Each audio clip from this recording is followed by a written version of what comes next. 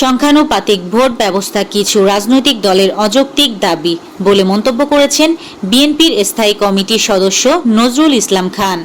বুধবার রাজধানীর নয়াপল্টনে দলের কেন্দ্রীয় কার্যালয়ে সংবাদ সম্মেলনে তিনি এই মন্তব্য করেন। ডাকসু নির্বাচন নিয়ে ফেসবুকে একটি পোস্ট দিয়েছেন আলোচিত লেখক, গবেষক ও জনপ্রিয় অ্যাক্টিভিটিস্ট পিনাকি ভট্টাচার্য। বুধবার 20 আগস্ট দেওয়া পোস্টে তিনি ডাকসু নির্বাচন নিয়ে ফেসবুকে একটি পোস্ট দিয়েছেন আলোচিত লেখক, গবেষক ও জনপ্রিয় অ্যাক্টিভিটিস্ট পিনাকি ভট্টাচার্য। বুধবার 20 আগস্ট দেওয়া পোস্টে তিনি ডাকসু নির্বাচন নিয়ে দুটি ভবিষ্যৎবাণী করেছেন। সাবেক প্রতিমন্ত্রী নজরুল হামিদের অবৈধ বাংলো গুড়িয়ে দিয়েছেন বিআইডব্লিউ এর ঢাকার দক্ষিণ কেরানীগঞ্জ বুড়িগঙ্গা নদীর তীর দখলমুক্ত করতে 2 দিনের উচ্ছেদ অভিযান শুরু করেছে বাংলাদেশ অভ্যন্তরীণ নৌ পরিবহন কর্তৃপক্ষ ও স্থানীয় প্রশাসন। অভিযানের প্রথম দিনে সাবেক বিদ্যুৎ প্রতিমন্ত্রী নজরুল হামিদের অবৈধভাবে নির্মাণ করা একটি বাগান বাড়ি গুড়িয়ে দেওয়া হয়েছে। রাজধানীর মহাখালীর 7তলা বস্তিতে আগুন লাগার ঘটনা ঘটেছে। বুধবার দুপুরে লাগা আগুন নিয়ন্ত্রণে কাজ করেছে ফায়ার সার্ভিসের 3 ইউনিট।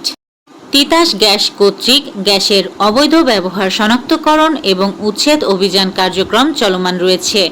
নিয়মিত অভিযানের অংশ হিসাবে গত মঙ্গলবার মিল্টন রায়, নির্বাহী ম্যাজিস্ট্রেট, জ্বালানি ও খনিজ সম্পদ বিভাগের নেতৃত্বে Titas gas transmission and distribution PLC এর আঞ্চলিক বিক্রয় বিভাগ নারায়ণগঞ্জ, জবিয়া, এনায়েতনগর, কাশীপুর আওতাধীন বারুইভোগ, ফতুল্লা এবং শাসনগাঁও চাঁদনী হাউজিং নারায়ণগঞ্জ এলাকার 2টি স্পটে অবৈধ বিতরণ লাইন উচ্ছেদ, সংযোগ বিচ্ছিন্নের জন্য অভিযান পরিচালিত হয়েছে।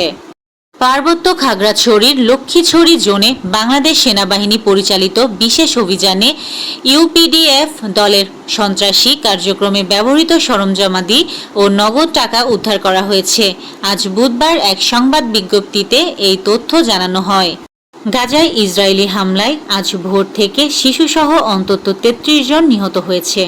এর মধ্যে ত্রাণ সংগ্রহ করতে যেয়ে মারা যান 8 জন। চিকিৎসকদের বরাত দিয়ে এ তথ্য জানিয়েছে সংবাদ মাধ্যম ইয়েনি সাফাক।